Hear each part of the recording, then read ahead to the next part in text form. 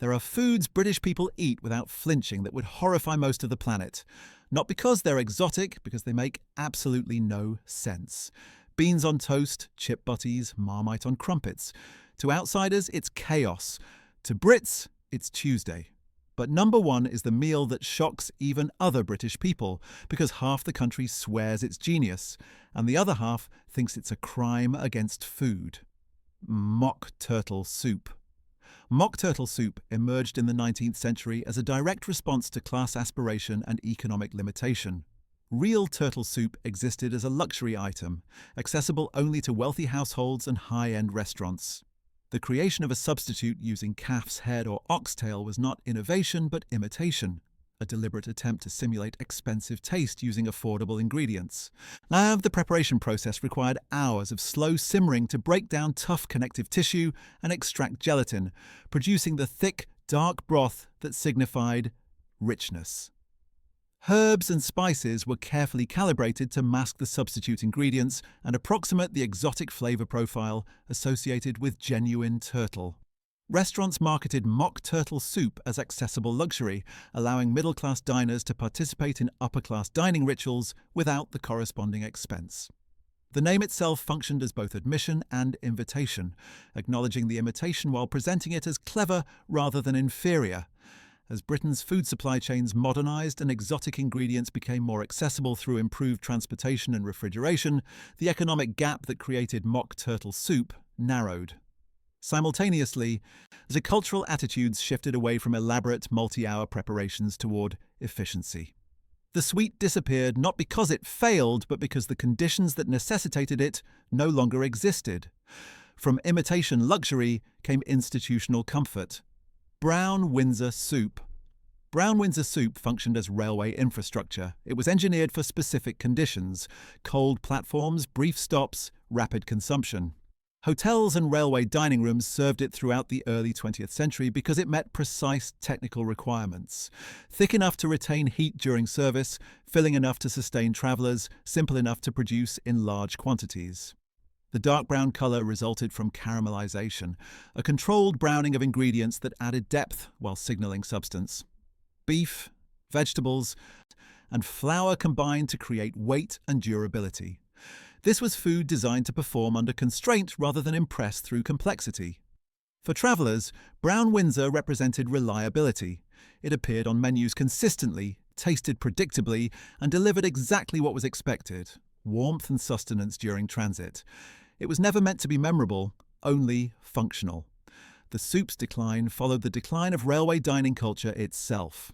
As travel accelerated and convenience food emerged, the need for institutional comfort dishes evaporated. Brown Windsor survived only in cookbooks and cultural memory, remembered not for flavour, but for context: the dining cars, the china bowls, the specific ritual of eating between destinations. From institutional efficiency came rural tradition. Jugged hare. Jugged hare belonged to a specific hunting and preservation culture that existed before widespread refrigeration. Wild hare was caught seasonally, requiring immediate processing or preservation. The jugging method, cooking the animal in an earthenware jug submerged in boiling water, served multiple purposes. It tenderized tough wild meat, concentrated flavors through sealed cooking, and utilized every part of the animal, including blood. The addition of blood to the sauce was not symbolic, but practical. Blood thickened the gravy, added nutritional value, and prevented waste. In rural economies where protein was seasonal and uncertain, nothing edible was discarded. Families who hunted understood the entire process: hanging meat to tenderize, preparing blood immediately before it coagulated, cooking slowly to maximize tenderness. This knowledge transferred generationally, embedded in rural household practice rather than written instruction. Jugged hare disappeared for two interconnected reasons: the decline of hunting as a common practice and the rise of supermarket meat distribution. Modern consumers purchasing pre-cut, pre-packaged meat had no context for whole animal processing. Blood as an ingredient shifted from normal to transgressive. The dish required not just ingredients but cultural literacy that was no longer being transmitted. From rural self-sufficiency came urban deception. Savory ducks. Savory ducks contained no duck. The name existed to obscure rather than describe. Butchers shaped rolled lamb offal, organs and internal parts rejected by wealthier customers into parcels that resembled small birds. Some of the renaming transformed something stigmatized into something acceptable, or at least purchasable. This linguistic slight functioned as class mediation. Working-class families buying Savory ducks understood exactly what they contained, but the name provided distance from the reality of eating organ meat. It allowed participation in a kind of culinary theatre where poverty could be reframed as choice. Butchers sold Savory ducks cheaply because the raw materials had no other market. Offal was abundant, nutritious, and deeply unfashionable among customers who could afford alternatives. The product existed in the gap between availability and desirability. As post-war prosperity increased disposable income, families abandoned products associated with poverty. Savory ducks disappeared not because of taste or availability, but because they symbolized economic constraint. When people could afford muscle meat, they stopped buying organs, regardless of nutritional or economic value. The product and the shame it represented were discarded together. From deception came economy. Stuffed sheep's heart. Sheep's hearts were sold by butchers as standard stock throughout the mid-20th century, displayed alongside conventional cuts without stigma. The organ was cheap, abundant, and practical, a complete protein package that could be stuffed with sage and onion mixture, then roasted whole. The stuffing served dual purposes. It added flavour to the mild-tasting meat and physically expanded the portion, allowing a single heart to feed multiple people. This was stretch cooking, making limited resources serve broader needs through technique rather than quantity. And hearts required no special skill to prepare, only willingness. The cooking method was identical to roasting any other meat. What separated hearts from standard cuts was not difficulty, but cultural perception. They were organs, not muscle, and therefore marked as offal, despite being structurally similar to any other animal tissue. The disappearance of stuffed sheep's hearts followed a broader rejection of organ meats as Britain's economy improved. Families who had eaten hearts out of necessity abandoned them the moment they could afford conventional roasts. Butchers stopped stocking items that didn't sell. Younger generations never learned to cook ingredients their parents had deliberately forgotten. The product became invisible not through scarcity but through collective forgetting. From economy came endurance. Steak and kidney pudding. Steak and kidney pudding represented time as currency. The dish required 4 hours of steaming, 4 hours of fuel, 4 hours of kitchen occupation, 4 hours of waiting. This investment made sense only when time was abundant and money was not. The construction used sweat pastry to encase cheap beef cuts and kidney, creating a sealed environment where tough meat broke down slowly and connective tissue dissolved into thick gravy. The pudding was self-contained, requiring no attention during cooking beyond maintaining steam levels. Working families valued steak and kidney pudding because it converted inexpensive ingredients into substantial meals through patience rather than expense. The kidney, often free or nearly free from butchers, added richness and depth that stretched limited beef further. Nor did the dish declined as British domestic life accelerated. 4-hour cooking times became incompatible with dual-income households and fast casual eating patterns. Additionally, kidney's strong flavour, once valued as intensity, became perceived as unpleasant by generations raised on milder proteins. The pudding persisted in traditional pubs and heritage contexts, but disappeared from ordinary home cooking because the time economy that sustained it had fundamentally changed. From endurance came simplicity. Boiled beef and carrots. Boiled beef and carrots functioned as Victorian working-class baseline nutrition. The dish required minimal skill: meat, root vegetables, water, heat, time, making it accessible to households with limited cooking knowledge or equipment. Cheap cuts of beef, too tough for roasting or frying, became edible through extended boiling that broke down muscle fibres into tenderness. The meal appeared frequently enough in London working-class culture that music hall songs celebrated it, embedding the dish in popular entertainment as shorthand for ordinary domestic life. This wasn't cuisine, it was fuel, prepared reliably and consumed without ceremony. The simplicity that made boiled beef practical also made it culturally vulnerable. As cooking techniques diversified and roasting became standard through oven availability, boiling began to seem primitive. The method itself became stigmatized. Boiling was what you did when you couldn't do better. Modern rejection of boiled beef stems not from the result but from the method's associations. Boiling signals, poverty cooking, lack of skill, failure to achieve the Maillard reaction that marks proper meat preparation. The dish disappeared because the cooking method itself became incompatible with how people wanted to see themselves and their food. From simplicity came specificity. Tripe and onions. Tripe and onions belong to northern England's industrial food culture. Cow stomach lining, cleaned and sold by specialised tripe shops, was simmered in milk with onions until the chewy texture softened slightly and the mild flavour absorbed the dairy sweetness. Dedicated tripe shops lined high streets in Manchester, Lancashire and Yorkshire, functioning as single-product specialists. The shops pre-cleaned the stomach lining, a labour-intensive process involving multiple washes and sometimes bleaching, making it ready for immediate cooking. This infrastructure existed because demand was consistent and concentrated. Families ate tripe regularly, often on specific weekday schedules, because it was extraordinarily cheap. Stomach lining had minimal value in premium markets, making it accessible to industrial workers whose diets relied on affordable protein sources. The texture, chewy, slightly gelatinous, divided opinion, but wasn't considered disqualifying. Tripe's disappearance was absolute. The shops closed. The infrastructure vanished. Younger generations encountered tripe not as normal food but as historical curiosity or gastronomic challenge. The texture that was once merely distinctive became intolerable. The ingredient that once signalled thrift became a marker of deprivation to avoid. Nothing replaced tripe because nothing needed to. Rising incomes simply erased the economic conditions that made eating stomach lining normal. From specificity came preservation. Bread and dripping was rendered fat collected from roasted meat, stored in bowls, and spread on bread.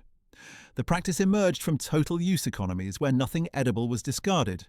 The fat carried concentrated meat flavour, and the jellied bits that settled at the bottom, concentrated meat juices and proteins, were particularly valued. Children ate bread and dripping as after-school snacks or weekend breakfast treats. The food was free, created as byproduct of Sunday roasts, making it available regardless of household budget. The taste was rich and satisfying, delivering fat and salt in concentrated form. Our dripping functioned as preservation technology before refrigeration became universal. Storing meat fat prevented waste and created a stable, flavourful spread that didn't require cooking. It was efficient, practical, and deeply embedded in pre-modern British food practice. The decline of bread and dripping followed health campaigns targeting saturated fat consumption in the late 20th century. Fat shifted from valuable to dangerous in public health messaging. Simultaneously, rising wealth made saving and reusing rendered fat seem unnecessary. Why preserve byproduct when fresh ingredients were readily available? The practice disappeared not from supply failure but from cultural redefinition. What was once thrifty became unhealthy and unnecessary. From preservation came ubiquity. Peas pudding. Peas pudding converted dried split peas into thick, protein-rich accompaniment through overnight soaking and extended boiling. The result was a dense, golden mush that paired traditionally with ham or bacon, providing complementary texture and substantial nutrition. The dish's ubiquity is documented in the nursery rhyme, peas pudding hot, peas pudding cold, indicating familiarity across class and region. Children sang about food they ate regularly, embedding peas pudding in shared cultural reference. Split peas were shelf-stable, affordable, and protein-dense, making peas pudding economically rational for households managing tight budgets. The overnight soaking and extended cooking required planning and time, but no expensive ingredients or specialised equipment. The peas pudding declined as convenience displaced preparation time. Modern consumers preferred side dishes that didn't require overnight soaking or hour-long cooking. Interestingly, mushy peas, a close relative requiring similar preparation, survived by attaching to fish and chips culture. Peas pudding had no such anchor and simply faded from regular use. The food remained technically viable but culturally obsolete, replaced by products requiring less forethought and less time. From ubiquity came specialisation. Potted shrimps. Potted shrimps functioned as coastal preservation technology. Tiny brown shrimps caught locally were packed into small pots and covered with spiced melted butter. The butter created an anaerobic seal, preventing spoilage and extending the shrimp's usable life. The preparation required local access to fresh shrimp and knowledge of proper butter sealing technique. Seaside communities developed this method to preserve abundant seasonal catch, transforming perishable seafood into stable, transportable product. Tea rooms and hotels served potted shrimps as elegant starters, spreading them on hot toast where the butter melted and released the preserved seafood. The presentation elevated a preservation technique into refined dining. Potted shrimps declined as refrigeration eliminated the need for butter sealing preservation. Modern consumers preferred larger prawns to tiny shrimps, which required more effort to eat for less meat. Additionally, the traditional preparation knowledge, selecting shrimp size, calibrating spice mixture, achieving proper butter seal, was no longer being transmitted. The product survived in specialist retailers and heritage contexts, but disappeared from everyday consumption because the preservation problem it solved no longer existed. From specialization came fusion. Kedgeree arrived in Britain through colonial contact with Indian spiced rice dishes, then transformed to suit British breakfast preferences. The adaptation combined smoked haddock, hard-boiled eggs, rice, and curry powder into a savory morning dish served hot. Grand hotels featured Kedgeree on elaborate breakfast spreads throughout the early 20th century, positioning it as sophisticated rather than foreign. The yellow rice, white fish, and egg combination created visual interest on silver serving dishes, reinforcing its role as display food. The dish represented early fusion cooking, though that term didn't exist yet. And British cooks took Indian technique and ingredients, removed elements considered too foreign, and integrated the result into existing meal structures. Kedgeree was Indian-inspired, but functionally British. Breakfast habits shifted towards speed and convenience throughout the late 20th century. Multi-component cooked breakfasts gave way to cereal, toast, and grab-and-go options. Kedgeree required preparation, serving equipment, and time, all increasingly incompatible with modern morning routines. Additionally, fish for breakfast fell out of favour as protein preferences shifted. The dish remained recognisable but rare, surviving primarily in nostalgic or heritage contexts rather than everyday practice. From fusion came ceremony. Syllabub emerged in Georgian and Victorian Britain as a whipped cream dessert flavoured with sugar, or lemon juice, and sometimes white wine. The preparation required sustained hand whisking to incorporate air and create the characteristic light, frothy texture. Creating Syllabub was labour-intensive before electric mixers. Cooks whisked by hand for extended periods, requiring both physical endurance and technique. The result was visually impressive, soft, cloudy peaks served in tall glasses to display the layered texture. Syllabub functioned as status dessert, signalling both ingredient access and domestic labour availability. Wealthy households served it at dinner parties because they could afford cream, wine, and the servants' time required for preparation. The dessert's decline followed mechanisation and changing labour economics. Electric mixers eliminated the physical effort. But by that point, Syllabub had been surpassed by newer desserts requiring less preparation.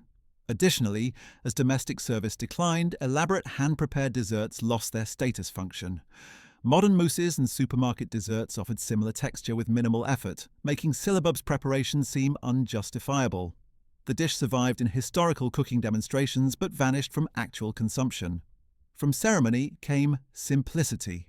Flummery originated as an oat-based pudding, created by soaking oats overnight, straining the liquid, then boiling it into wobbly, translucent jelly. Later versions substituted milk or fruit juice for the oat liquid, creating softer, sweeter variants.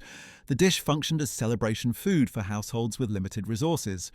Oats were staple grain, available and affordable across Wales and northern England.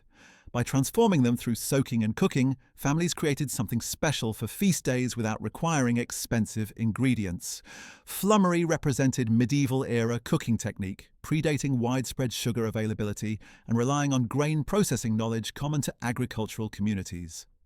The preparation was simple, but required time and understanding of how starch behaves in liquid. As commercial desserts became widely available through supermarkets, homemade puddings requiring overnight soaking and multi-stage preparation became obsolete. Flummery offered nothing modern products couldn't deliver faster and easier. The dish disappeared because the economic and cultural conditions that made transforming oats into dessert worthwhile no longer existed. It survived only in historical food scholarship and heritage cooking, representing technique rather than living practice. From simplicity came theatre. Toad in the whole combined sausages with Yorkshire pudding batter in a single baking tin. The batter, poured around pre-cooked sausages, rose dramatically in hot ovens, creating crispy, golden pudding surrounding the meat.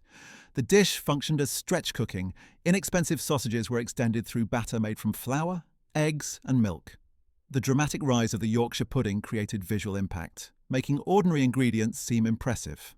The name added whimsy, transforming simple components into memorable meal. Toad in the Hall required basic baking skills and confidence with Yorkshire pudding technique. While the batter needed proper consistency and the oven needed correct temperature for successful rise. These requirements were standard in mid-20th century British home cooking. The dish hasn't disappeared completely but appears far less frequently than previously. Decline correlates with reduced home baking confidence and preference for faster meal preparation. Yorkshire pudding requires attention and technique.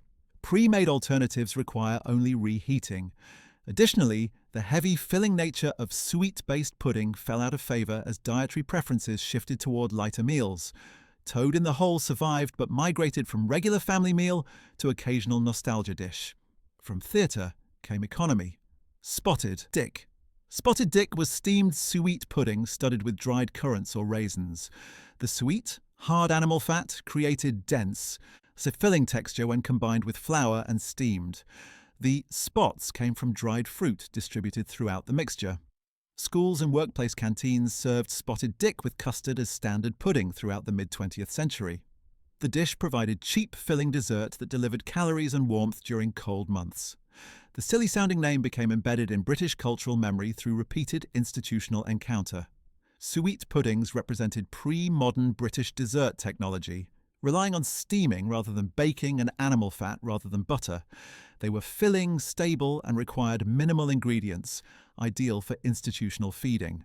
Spotted Dick declined as institutional catering shifted toward lighter, less filling desserts, and dietary preferences moved away from heavy, sweet-based preparations. The pudding's density, once valued as sustaining, became perceived as excessive. Some schools and traditional pubs still serve it, but home preparation essentially ceased. The name survived better than the food itself, persisting in jokes and cultural references while the actual pudding faded from regular consumption. From economy came resourcefulness. Bubble and Squeak transformed leftover vegetables from Sunday roasts into Monday meals. Mashed potatoes, cabbage, Brussels sprouts, carrots, and other remnants were mixed together and fried in hot pans until crispy and golden. The name derived from sounds made during frying, bubbling and squeaking in fat. The dish exemplified zero-waste cooking. Nothing edible was discarded when money was tight. Sunday's leftovers became Monday's lunch through simple pan frying, requiring no new ingredients beyond cooking fat. The crispy exterior and soft interior created textural interest from components that would otherwise have been thrown away. Bubble and Squeak depended on a specific eating pattern. Large Sunday roasts producing substantial leftovers. The dish was secondary, created by abundance from the previous day's main meal. As Sunday roast traditions declined and household waste tolerance increased, Bubble and Squeak lost its foundation. Families cooking smaller meals produced fewer leftovers. Rising affluence made saving and repurposing vegetables seem unnecessary. Younger generations never learned the practice because the conditions that necessitated it, regular large roasts, low waste tolerance, limited food budgets, had disappeared. The dish survived in name and occasional preparation but lost its functional role in weekly meal cycles. From resourcefulness came tradition. Black pudding. Black pudding combined pig's blood with oatmeal, onions and spices, stuffed into sausage casings and cooked. The result was a dark, crumbly blood sausage served fried as part of full English breakfasts, particularly in northern England and Scotland. Blood sausage existed across European cultures as practical use of animal byproduct. When pigs were slaughtered, blood was collected immediately and processed to prevent waste and capture nutritional value. Black pudding represented total animal utilization. The dark colour and crumbly texture made black pudding immediately identifiable. Fried slices developed crispy edges while maintaining soft interior, none adding savoury richness to breakfast plates. The taste was milder than the ingredients suggested, dominated by oatmeal and spices rather than metallic blood flavour. Black pudding hasn't disappeared but is declining steadily outside traditional northern strongholds. Younger consumers find the idea of eating blood viscerally unpleasant, even when the actual taste is acceptable. The ingredient itself triggers disgust response, regardless of preparation or flavour. Additionally, as full English breakfasts became less common in home cooking, black pudding lost its primary context. The product survives in specialist butchers and regional markets, but no longer occupies mainstream breakfast culture the way it did for previous generations. From tradition came regionalism. To jellied eels. Jellied eels were chopped fresh eels boiled until their natural gelatin set into jelly around the fish pieces. The dish was East End London specialty, sold by pie and mash shops alongside their core offerings. Eels were Thames River catch, abundantly available to London's working-class communities. The boiling process required minimal preparation, chopping and cooking, making it accessible to shops serving high-volume, low-price meals. The natural gelatin meant no additives were needed. The fish's own collagen created the distinctive jellied texture. Pie and mash shops served jellied eels in small bowls, typically cold, with vinegar or pepper added by customers. The dish was cheap, filling, and distinctively local. It belonged to London in ways that transcended mere availability. Jellied eels' decline was nearly absolute. Only a handful of traditional shops still serve them, primarily as heritage offerings rather than popular items. The cold, jellied texture became intolerable to modern consumers. Younger Londoners actively avoid eels, considering them unappetizing compared to contemporary fast food options. Additionally, eel populations declined due to environmental factors, making the ingredient scarcer and more expensive. The dish lost both its economic rationale and its cultural transmission, surviving only as historical curiosity rather than living food practice. From regionalism came persistence. Mushy peas.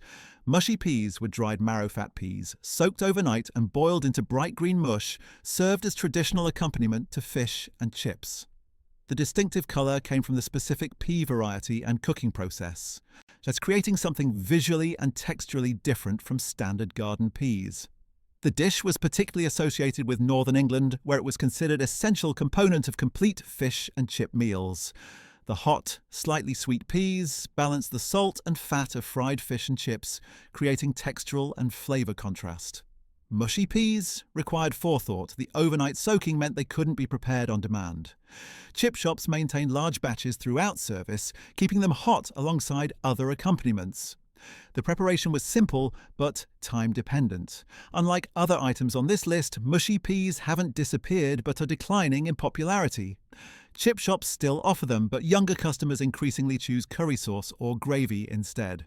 So home preparation from dried peas has essentially ceased. Consumers who want mushy peas buy canned versions or don't eat them at all. The dish persists through chip shop infrastructure but no longer functions as automatic pairing the way it did for previous generations. Cultural attachment weakened without disappearing completely. These 20 foods didn't fail. They were engineered for specific economic, technological, and cultural conditions that no longer exist. Mock turtle soup solved the problem of class aspiration on limited budgets. When exotic ingredients became accessible, the problem disappeared. Brown Windsor soup functioned as railway infrastructure. When rail dining declined, so did the soup. Jugged hare required hunting culture and whole animal processing knowledge. When supermarkets replaced hunting and pre-cut meat replaced whole animals, the dish lost its foundation. The pattern repeats. Savory ducks existed because offal was cheap and muscle meat was expensive. Bread and dripping existed because nothing could be wasted. Peas pudding existed because dried peas were shelf-stable and affordable. Each food represented a solution to constraints that modernity eliminated. Organ meats, hearts, kidneys, tripe, blood, disappeared not because they tasted bad, but because they symbolized poverty. When families could afford muscle meat, they abandoned organs immediately, regardless of nutritional value or actual flavor. The ingredients themselves became markers of deprivation to be rejected as income increased. Time-intensive preparations, 4-hour puddings, overnight soaking, till extended boiling, disappeared as domestic labor patterns changed. When both adults worked outside the home, 4-hour cooking times became impossible. When convenience foods offered similar results in minutes, hour-long processes seemed pointless. Preservation techniques, potted shrimps, dripping, jugged hare, became obsolete when refrigeration eliminated the need for butter sealing, fat rendering, and sealed cooking. The skills themselves stopped being transmitted because the problems they solved had been solved by technology. What survived often did so by accident. Mushy peas attached to chip shop culture. Black pudding maintained northern regional identity. Toad in the hole occasionally appeared as nostalgia meal, but most simply vanished, taking with them the knowledge systems that created them. And these foods represented total use economics, patience as resource, and acceptance of ingredients modern consumers reject. They belonged to a Britain where time was abundant and money was not, where every part of every animal was used, where preservation meant survival. That Britain no longer exists, neither do its foods.